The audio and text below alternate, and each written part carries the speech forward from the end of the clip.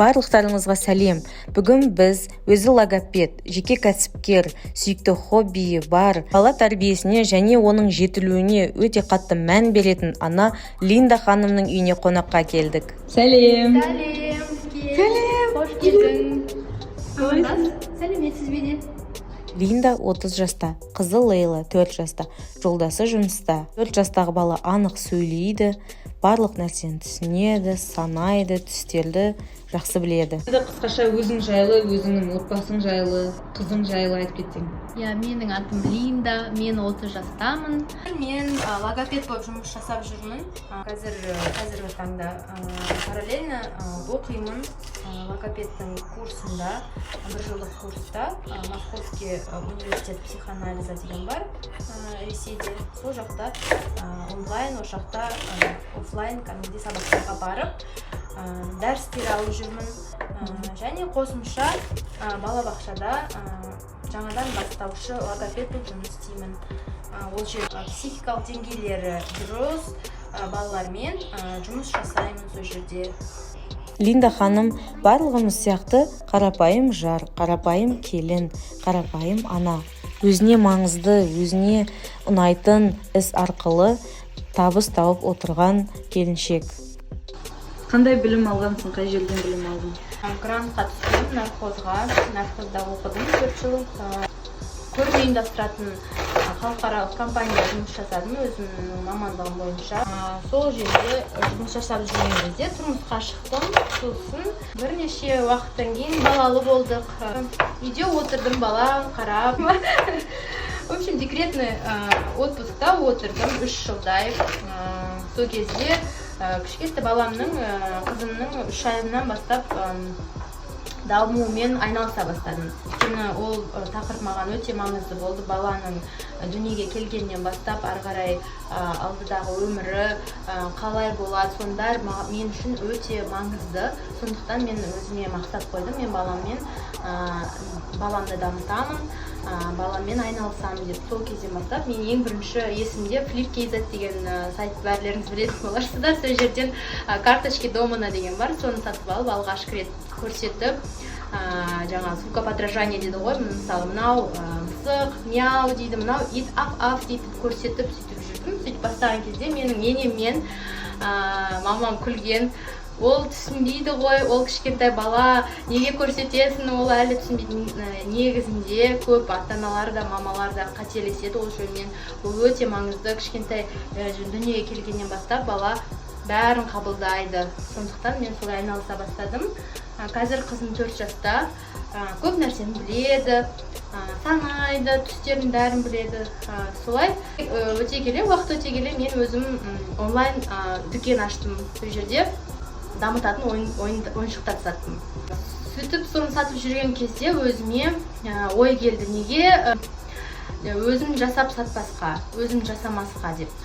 Оның бәрін зерттей келе үйрену керек екен программада қалай жұмыс. Оның бәрі маған бір таныссыз болды да, бір қиын сияқты көрінді. Қазақта айтады ғой, көз қорқақ, қол батыр дейді. Мен соның бәрін зерттей келе жаңағы программаны да оқыдым, өзім оқып алдым. Бәрін зерттеп өзім оқып шешім қабылдадым. Осы сәттен бастап жаңағы балаларға бір көмегім, әрі өзіме пайда, ақша жағынан, балаларға пайда, жаңа дамыту жағынан сондай бір қоғамға пайдамды тигізгім келді.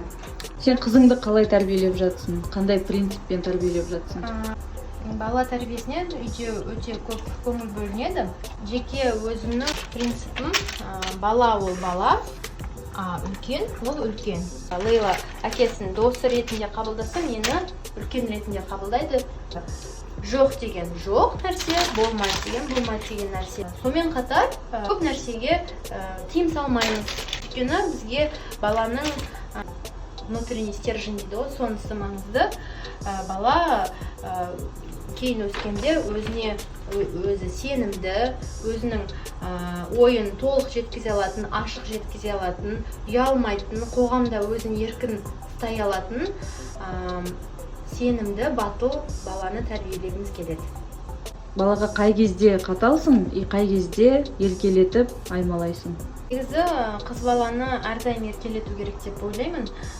Жолдасым екеуміз әрдайым еркелетеміз, бірақ сонымен қатар шектен шығып баратқан кезде тоқтатып, ұрыспай, зекмей түсіндіруге тырысамыз. Баламен біз кішкентай кезінен бастап үлкен сияқты қарым-қатынастамыз. Сен өзің қандай тәрбие алдың? Сені қалай тәрбиеледі? Еркелетіп па, қатал ма, или орташа тәрбие алдың ба? Маған өте жақсы тәрбие берді деп ойлаймын ата-анама. Көп алғыс сол үшін. Мені есімде жоқ, мені бір зекіп, ұрсып, немесе одан тіптісі ұрған бір сондай кезеңдер мүлдем есімде жоқ. Мені еркелетіп тәрбиеледі десе де болады. Бізде үйде екі ақ қызбыз, екі қызға сондай еркелікпен, барынша мейіріммен, қамқормен сөйтіп өсірген ата-анам. Сол үшін рахмет оларға. Осы логопедтік іске сен қалай келдің? Логопедтік іске сол жаңағы айттым ғой, мен дамытушы кітапшалар жасап жүрген кезде көп ата-аналар Линда біздің баламыз сөйлемейді 3 жаста, Линда бізге көмектес деп кеңестер сұрап, 4 жаста мама, папа деп қана айтады. Негізінде 4 жастағы баланың сөздік қоры 3000-4000 сөз болу керек, таза сөйлеу керек, анық сөйлеу керек. Сондай сұрақтар менде өте көп болды. Сол кезде мен ойладым, біздің, значит, қоғамымызда, менің арамда көп балалар жаңағы тіл жағынан проблемалары өте көп. Ойлай келе, мен осы логопедия саласына келдім. Сол балаларға көмектескім келді. Сол тақырып маған өте қызық. Бала босанғаннан кейін декрет кезінде саған біреу көмектесті ма, әлде өзің жалғыз бақтың ба баланы? Қызды босанған соң 40-на дейін өз әке-шешем үйінде болдым. Сол кезде маған анам көмектесті, өте көп көмегін көрсетті. Одан кейін осы күнге дейін өзіміз, жолдасым екеуміз бағып-қағып тәрбиелеудеміз. Бөлек тұрамыз. Сол себептен барлық нәрсені өзіміз жасаймыз, жолдасым екеуміз. Ешкім көмектескен жоқ? Ешкім көмектескен жоқ. Сол декрет кезінде қандай қиындықтар болды? Басынан өткен бөлісіп отырсаң, және сол қиындықтардан қалай шықтың? Алғашқы кезде емес, бір-екі жыл өткен соң бастап өзімді бір жайсыз сезіне бастадым. Денсаулық жағынан үйде өзім жалғыз, ешкіммен араласпаймын, көп онша шықпадым, өйткені бала кішкентай болды. Сол уақытта өзімді жайсыз сезіне бастадым. Сол қиындықтарға қарамастан мен өзімді алып шықтым. Қазір мен аптасына екі рет, мысалы жаңағы үй жұмысы бар, бала тәрбиесі бар, және де оқуым бар. Одан бөлек кітаптармен айналысамын. Солардан шаршамас үшін, өзімді формада ұстау үшін мен 7-сіне 2 рет йогамен айналысамын. Енді осы декретте көп аналар жалғыз өзі баланы баққан кезде қиналады. Ол кез келген ана, ол бір бала болса да, бір өзіне ешкімнің көмегінсіз бағу өте қиын, Сенде сол нәрсе сен басынан өтті. Енді сол кезден бастап сен более подробно айтып берсең, қалай дамыдың, қалай осы күнге дейін логопед болуға дейін қалай сен жеттің, сол жолды қысқаша айтып берсең. Күні бойы жалғыз болғандықтан, оның бәрі мен өзіме жаман ойлар келе бастады. Ол әр ананың басында бар деймін. Бала бағу өте қиын, өте жауапкершілігі мол іс деп ойлаймын. Мен өзім ойлана бастадым. Мен уақыт құрып өтіп жатыр. Бала өсіп келе жатыр. Мен үйде отырмын, ештеңемен айналыспаймын. Ол ештеңемен айналыспасаң, неше түрлі ойлар, жаман ойлар келе береді. Сен стресске де, депрессияға да ұшырайсың, жолдасымен қарым-қатынасың да бұзылады. Ол жаңағы отбасының күйдіреуіне әкеп соқтырады. Бұдан ары қарай бұлай қайталана бермеу керек. Мен бір нәрсе жасау керекпін. Сол кезден бастап әйел адам өзінің сүйіктісі болу керек. Сосын жаңағы мен ойладым, нені мен жақсы көремін, нені қандай істі. Сол кезде өзім түсіндім, мен жаңағы балалармен әртүрлі дамытушы ойындар жасау ұнайтын маған. Мен неше түрлі үйде пиццаның қорабынан, йогурттардың қауырсынынан, неше түрлі нәрселерді лақтырмай, солардың бәрін жинап, солардан сатып алмай, өзім қолдан жасайтынмын. Мен өзімнің бір нәрсе жеке шығарғым келді. От души бір шығарғым келді, бір нәрсе производство жасағым келді. Соны программандай зерттеп, өзім бәрін үйреніп алдым да, қолдан жасадым, қазір сіздерге көрсетемін. Бұл кітап 6 жасқа дейінгі балаларға арналған. Баланың зейінін, еске сақтау қабілетін, сөйлеу қабілетін дамытуға арналған кітап. Кітапты мен 2 күнде жасаймын, 2-3 күнде жасаймын. Бұл қалай жасалады десеңіздер, жаңа жасалған дайын шаблондарды принтерден шығарамыз, оны ламинаттаймыз. Міне арнайы ламинатор бар, сол ламинатқа салып ламинаттаймыз. Одан кейін әр бетін мынандай дыракол сияқты дыраколмен өткіземіз. Сосын бұда әртүрлі размерлері бар, пружиналар бар, соларды салып альбомды жинай бастаймыз. Ода бөлшектерді кесу. Мысалы, мына бөлшектердің бәрін мен өзім қолмен кесемін. Бұл өте кітапшалар жасаймын. Жабыстырмалы түрде. Неге жабыстырмалы десеңіздер, бұл жерде баланың мелкая моторикасы жұмыс істейді. Алғашқы тапсырысты сен қалай алдың және қай жерден алдың? Алғашқы алған клиенттерім, олар менің көршілерім болды, достарым болды. Соларға жасап біртіндеп, сосын инстаграмға сала бастадым. Инстаграмда арнайы парақшам бар, сол жерде толыққанды жаңағындай бәрін көрсетіп, видеообзор жасап, сол жерге салып көрсетемін. Нешеде тұрасың?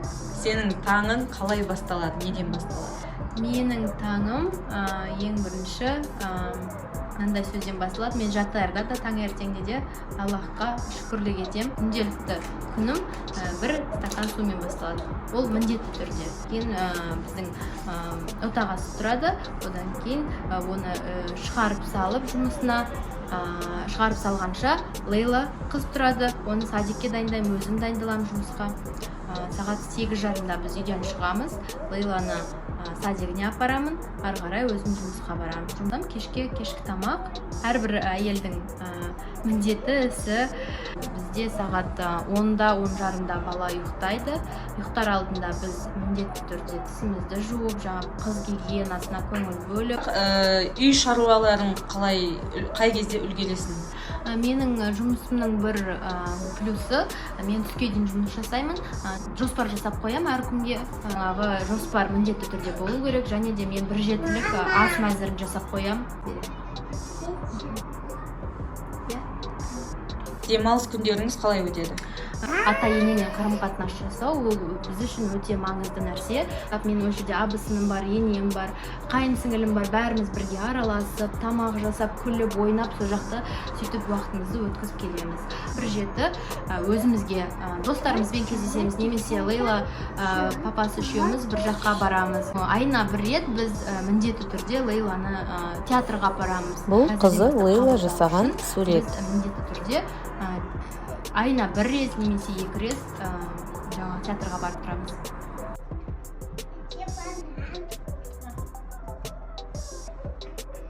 Енді сен өз-өзіңе қалай күтім жасайсың? Және ол қаншалықты маңызды әйел адам үшін? Өз-өзіме күтімді жасаймын, өйткені ол мен үшін өте маңызды, және вообще жалпы әйел адам үшін маңызды болу керек деймін. Бұл жерде мен тұра сала бетімді умывалка дейміз ғой, умывалкамен жуамын, одан кейін үлгеріп жатсам маскамды жағам, үлгермесем сыворотка жағам міндетті түрде. Сывороткадан кейін крем жағам. Кремнен кейін кішкене бетке сіңген соң міндетті түрде SPF жағам. Сенде боянатын косметика аз екен, е? Боянатын косметика аз, мен қолданатындарым міне мынау ерінге жағатын помада, оны жатар алдында жағам. Шашыма әр жуған сайын органовое масло дейді, соны жағам. Мен подводкамен қолданам және туш. Мен барынша естественності жаңағы табиғилықты қолдаймын. Бала қалай тамақтанады? Не жейді, не жемейді?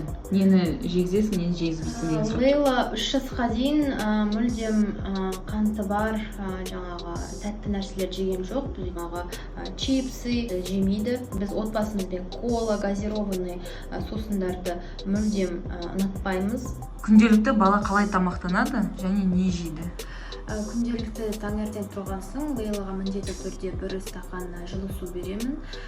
Немесе жаңа шиповник базарға барып әкеліп қоямын. Сол шиповникті қайнатып, соның 1-2 қасық соны ішкізіп жіберемін.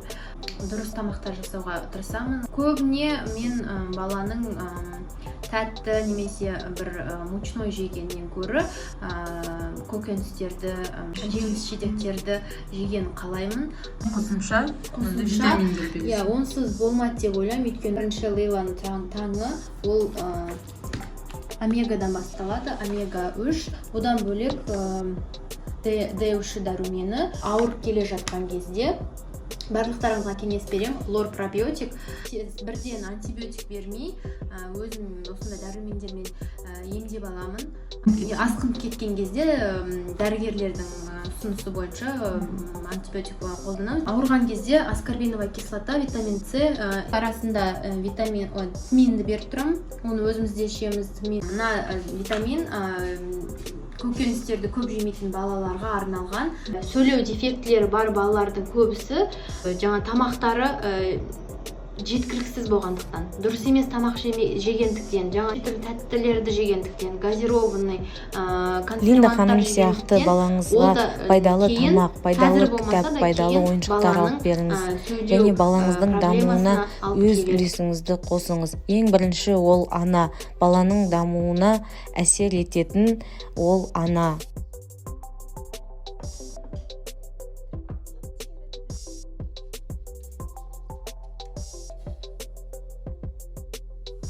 Осы өзің сияқты декретте отырған аналарға берер кеңесің қандай? Берер кеңесім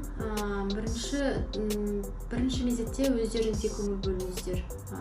Құрбыларыңызбен жиі кездесіңіздер. Басқа да баладан бөлек, отбасыдан бөлек, жұбайларыңыздан бөлек сыртқа шығу керек.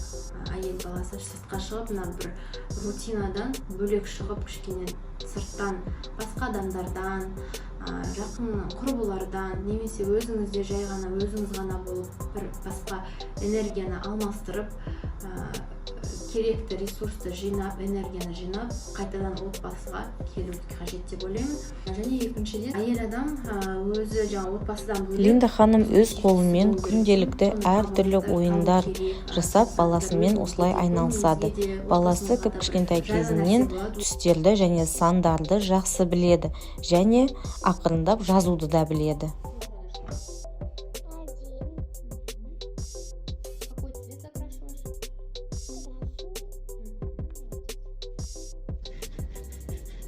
Оны қатты қиындатып, ойбай, уақытым жоқ деп қиындатпаңыз.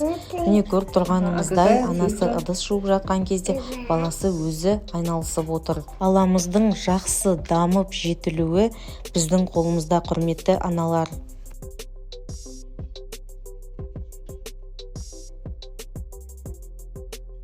Линда ханым өз қолымен осындай дамытатын кітапшалар жасайды. Осыны инстаграмын белгілеп кетемін, заказ беріп алсаңыздар болады. Орыс тілінде және қазақ тілінде. Бұл жерде өте пайдалы информация көп бала үшін. Баламен осылай кішкентай кезінен бастап жұмыс жасасаңыз, мектепке барған кезде білім алуы балаға да өзіңізге де жеңіл болады.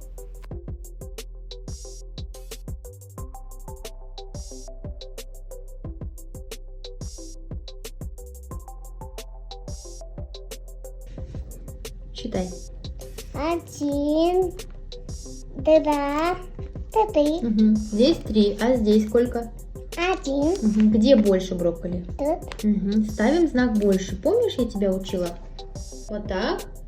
Вот так. Правильно. Клубничек. Считаем. 1 и 2. Здесь? 1 и 2. Они равны или где-то больше? Равны. Равны. Осылай баламен айналысқанға күніне қанша уақыт бөлесің? Күніне бір 20-30 минут бөлемін. Осындай өзінің желаниесіне қарай, настроениесіне қарай күніне сол күндіз садикте болады, кешке жақын міндетті түрде тамақ ішіп болған соң, кішкене бала садиктен кейін дем алған соң осындай қолайлы бір сәттерде отырғызып бірге айналысамыз. Енді жаңа мына жерде оқырмандардың сұрағы болуы мүмкін, неге орыс тілінде үйретіп жатсыз деген, соған жауап берсең. Бізде үйде екі тіл жүреді, орыс тілі және қазақ тілі. Орыс тілі неге деп сұраса, өйткені біздің әкеміз, Лейланың әкесі, басқа ұлт болғандықтан ол орысша сөйлейді. Мен қазақша сөйлеймін, өйткені ол жартылай қазақ болғандықтан ол қазақ тілін білу керек деп ойлаймын. Ол қазір қазақ садигіне барады. Бала туғаннан бастап, логопедияда айтады, туғаннан бастап ол дыбыстарды қабыл алады бала. Сол кезден бастап біз дұрыстап сөйлеу керекпіз. Біз сөздерді қысқартпай сөйлеу керек. Ол біздің үлкендердің айтқан сөздегі дыбыстардың бәрін дұрыс есту керек. Біз жаңағыдай қысқартып сөйлесек, немесе жаңағыдай бух болды, тух болды, мақ болды, ататай болды, ататай жасаймын. Ол не сөз ататай деген? Біз ондайға мүлдем қарсымыз. Мен жеке басым логопед ретінде мүлдем қарсымын. Сіздерге өте пайдалы болды деп ойлаймын. Үлкен адаммен сөйлегендей сөйлесу керек. Ол солай жасасаңыз, кейін балаңызға да өзіңізге де жеңіл болады.